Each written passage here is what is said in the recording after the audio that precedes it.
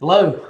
Well, here we are again. We're getting ready for a conversation about Ruth chapter 4 on Sunday, March the 7th, 2021 at A Place to Talk. And so I want to just kind of give you a quick review of an idea, a thought from Ruth chapter 3. The passage in Ruth chapter 3 says, it has the phrase good home and it has the phrase happy life. And I thought, wow, we ought to talk about that. One day, her mother in law, Naomi, said to Ruth, "My dear daughter, isn't it about time I arrange a good home for you so you can have a happy life?" A good home and a happy life. What makes a good home? What makes a happy life? And as I read through the book of Ruth and I got to this good home, happy life part, I had all of these conflicting thoughts about the different ways that we read, the book of Ruth. And so really what I want to do today is just take a minute and think about the two ways that we view the book of Ruth.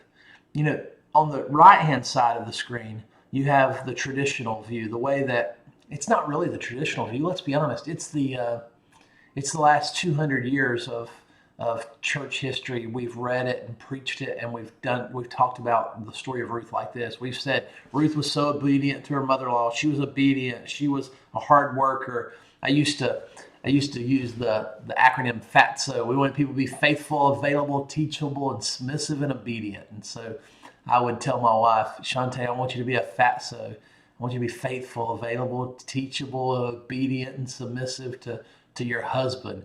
And looking back now, the way we used to think, that's horrible. That's not the way a wife is supposed to be. It's just, ugh, it's gross. But that's the way we read Ruth, too. We thought that Ruth was such a hard worker. She was submissive to her mother in law. Her supplication to this honored elder man, Boaz, the way she made a request to him, basically asking him to marry her, was this honorable supplication. And preachers teach about submission and supplication and how to pray to God, and they kind of connect. For a woman, God is like that umbrella of protection between the woman and God, and it's the way that people have read Ruth in the past, and it's not right. It's not healthy. Ruth was righteous by doing exactly what Boaz asked. Boaz was honorable by going to the closer kinsmen.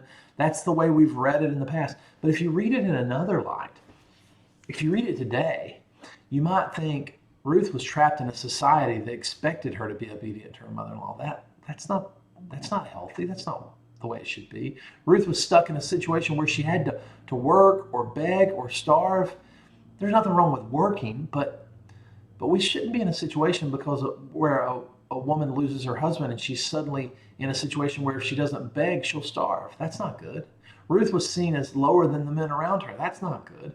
Ruth had to marry or offer herself to a man to survive. It's almost like long-term prostitution. It's not healthy. It's not a good thing. The story of Ruth, it's not really a beautiful story. It's really more of a story about a time when women really had it bad. She was expected to be subservient to her future husband. That's not healthy. Ruth had to wait, and her marriage was connected to buying property. If she too were just property, as if she too were just property, Boaz would have been dishonoring himself if he didn't respect the custom. The kinsman was all in when it was a land bargain, but all out once it became a responsibility. Sort of odd, the age thing. I wonder what the age difference between Ruth and Boaz was.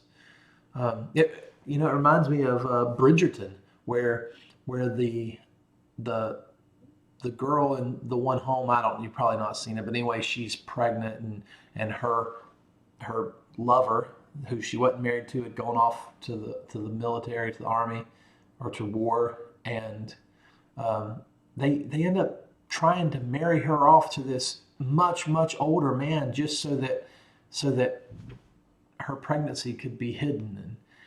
And secrecy here, it's evidence of something being wrong. In Ruth chapter 2, there's a place where Boaz and Ruth are talking about this relationship, and then Ruth leaves before the sun comes up.